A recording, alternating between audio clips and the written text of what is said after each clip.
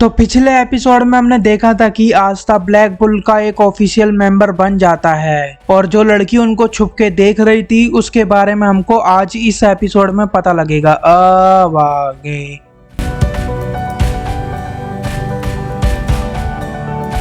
Magna आस्था को उसका room दिखाता है। वो बहुत गंदा और छोटा होता है पर फिर भी आस्था बहुत खुश होता है क्योंकि उसके पास कभी पर्सनल रूम था ही नहीं। चर्च में एक साथ लाइन में सोते थे। आस्था रूम की सफाई करने लग जाता है। मैग्ना आस्था को बोलता है अपनी फैमिली को लेटर लिखना मत भूलना। चर्च में तुम्हारी फैमिली रहती है ना, तुमने बताया था। अपने बारे में किसी को चिंतित ना होने देना, यही तो एक रियल मैन होता है। आस्था सोने से पहले चर्च में सबके लिए लेटर लिखता है। अगले सीन में हम देखते हैं कि यूनो का रूम बहुत ही आलीशान होता है। क्लाउस बहुत ही रूडली वे में यूनो को बोलता है ये रहा तुम्हारा रूम, जितना तुम डिजर्व करते हो उससे काफी बेटर है। ये रूम तुम्हारे ऊपर बर्बाद हो गया। मैं तुम्हारा इंस्ट्रक्टर तो नहीं बनना चाहता पर कैप्टन वांजेंस ने ऑर्डर दिए हैं तो करना ही पड़ेगा। बच्चे कल मैं तुमको समझा दूंगा तुम्हारे क्या क्या ड्यूटीज हैं as a magic night. You know बोलता है मेरा नाम यूनो है, बच्चा नहीं। तो क्लाउस कहने लगता है कि मैं तुम्हारा सीनियर हूँ, सर लगा के मेरे से बात करो, मेरे को थोड़ी रिस्पेक्ट दो। अगले सीन में सिस्टर लिली को आस्था एंड यूनो के लेटर मिलते हैं। वो लोग बहुत खुश होते हैं ये सुनकर कि यूनो मैजिक नाइट बन गया।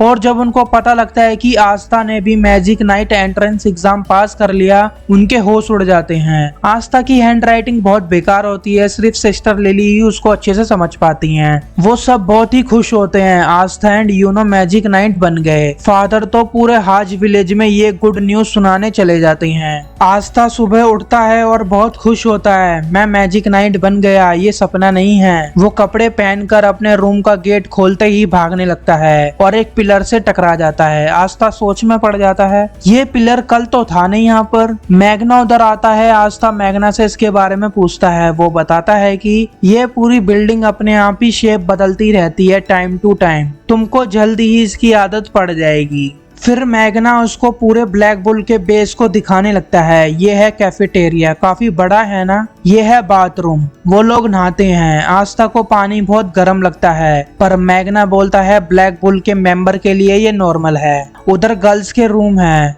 अगर तुम इन ट्रैप्स में फंस गए तो तुम बचने वाले नहीं हो। ये ट्रैप्स सिक्योरिटी हैं गर्ल्स के रूम के लिए कि कोई लड़का उनके रूम में ना चले जाए। फिर वो उसको टॉयलेट दिखाता है। यामी पहले से ही टॉयलेट में होता है। वो लोग यामी से डर के वहां से भागने लगते हैं। फिर वो उसको बीस्ट रूम में लेके जाता है जिधर यामी के पेट्स होते हैं। मैग्ना आस्था से कहता है मैं तुमको इसका इंचार्ज बनाता हूँ इनकी देखभाल करने के लिए। इनको सुबह शाम दिन में 2 बार खाना खिलाना पड़ता है। ये है लाइब्रेरी और ये है प्ले रूम। फिर वो दोनों भाग रहे होते हैं और वो देखते हैं कि एक लड़की अंदर आती है ब्लैक बुल का रोब पहनकर। ये वही लड़की होती है जो पिछले एपिसोड में इनको छुप के देख रही थी। ये भी न्यू मेंबर होती है तो आस्था दोस्ती का हाथ आगे बढ़ाकर कहता है hey I am Aastha from his village, चलो साथ मिलकर अपना बेस्ट दे, नाइस टू मीट यू। वो लड़की आस्था का हाथ टुकरा कर बोलती है मैंने तुमको बोलने की परमिशन नहीं दी और मैं तुम्हारे अंदर से बिल्कुल भी मैजिक सेंस नहीं कर पा रही हूँ, इंसेक्ट कहीं के।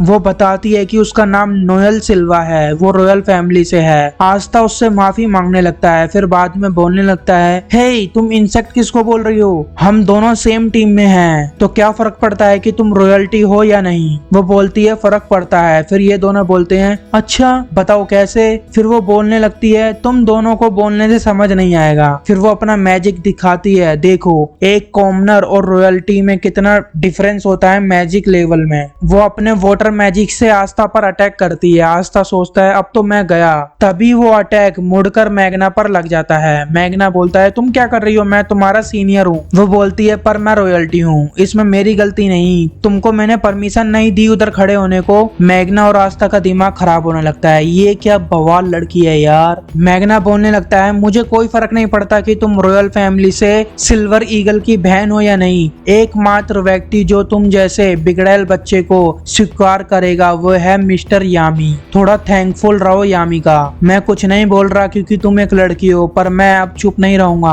वो लड़की वहां से चली जाती है, रोब भी वहीं फेंक कर। इतनी बेकार टीम में कौन रहेगा, सबको पता है ब्लैक बुल बेकार से भी बेकार टीम है, रॉयल्टी के लिए ये टीम सही नहीं। मैग्ना मैगना बोलता है वापस आओ, इधर आओ, माफी मांगो कैप्टन यामी से। आस्था का दिमाग घूम रहा होता है, what the heck she is, क्या चल रहा है ये सब, उस लड़की की क्या प्रॉब्लम है। अगले दिन सुबह सुबह आस्था को सूसू आ रही होती है, उसको टॉयलेट नहीं मिलता क्योंकि पूरा हाइड आउट शेप चेंज करता रहता है, टाइम टू टाइम, हर टाइम करता रहता है। आस्था को हाइड आउट के बाहर का रास्ता मिलता है, इसलिए वो बाहर ही करने निकल जाता है। तभी एक पानी का गोला आस्था के ऊपर आकर गिरता है, वो जाके देखता है ये कहाँ से आया। वो देखता है कि नोएल प्रैक्टिस कर रही है अपने मैजिक से निशाना लगाने के लिए, पर वो एक भी निशाना नहीं लगा पाती।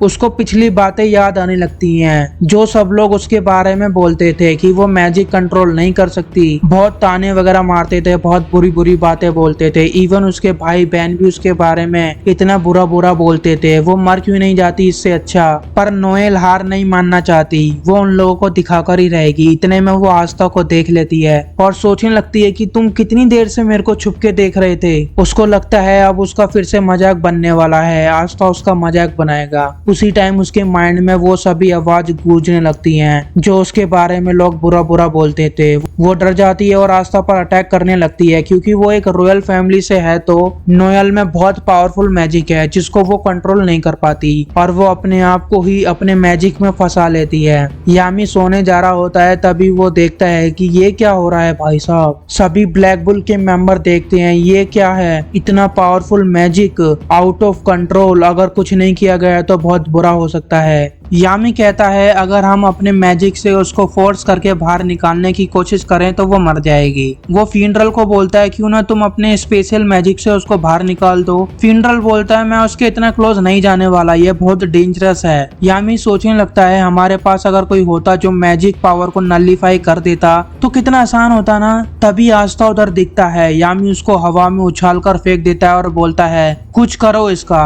आस्था अपनी एंटी मैजिक स्वॉर्ड से नोएल का मैजिक नलिफाई कर देता है, वो ऊपर से नीचे गिर रहे होते हैं। फ्यूनरल अपने स्पेशल मैजिक से उनकी सही से लैंडिंग करवा देता है, उनको इंजरी वगैरह नहीं होती। सब बहुत खुश होते हैं, आस्था ने कर दिया। यामी भी बोलता है हे किड गुड जॉब। नोएल सोचने लगती है ये सब लोग मेरा मजाक बनाने वाले हैं, पर आस्था के पास बिल्कुल भी मैजिक पावर्स नहीं है तो ये उसके लिए बहुत ही कूल है। वो नोएल से बोलने लगता है वाओ तुम्हारे पास कितनी अमेजिंग, कितनी ऑसम पावर्स हैं, काश मेरे पास भी ऐसी मैजिक पावर्स होती। एक बार तुम इन पावर को कंट्रोल करना सीख गई फिर तुम इनविंसिबल, अनस्टॉपेबल हो जाओगी। मैगना बोलता है तुम अपने मैजिक पावर को कंट्रोल नहीं कर पाती इसलिए तुम टीम छोड़कर भाग गई थी, तुमको पहले बताना चाहिए था। रॉयल फेलियर, इट्स ओके, पूरी स्क्वाड ही हमारी फेलियर है। सब लोग उसको कंफर्ट करते हैं और वेनेसा बोलती है मैं भी अपने मैजिक पावर को कंट्रोल नहीं कर पाती थी, मैं तुम्हारी हेल्प कर सकती हूँ। सब लोग नोएल को कुछ ना कुछ बोलते हैं, उसको कॉन्फिडेंस मिलता है और वो भी अब से ब्लैक बुल की एक ऑफिशियल मेंबर है। तो आज का एपिसोड यहीं समाप्त होता है। वीडियो को लाइक करना मत भूलना। अगर चैनल को अभी तक सब्सक्राइब नहीं किया है तो कर लेना जब भी आपका मन हो। कौन सा कोई आफत आ रही है, अभी तो ब्लैक क्लोवर का सफर बहुत लंबा है। अगर आपको मेरे से पर्सनली कनेक्ट करना है तो मैं आपको इंस्टाग्राम पर मिल जाऊंगा। एनीमे का डिस्कशन करने के लिए आप लोग टेलीग्राम ग्रुप ज्वाइन कर सकते हैं, और जब तक नेक्स्ट एपिसोड आएगा आप लोग पिछली वीडियोस को देख सकते हैं। आप लोग मेरे दूसरे चैनल की वीडियोस भी देख सकते हैं, मैं लिंक डिस्क्रिप्शन में डाल दूंगा।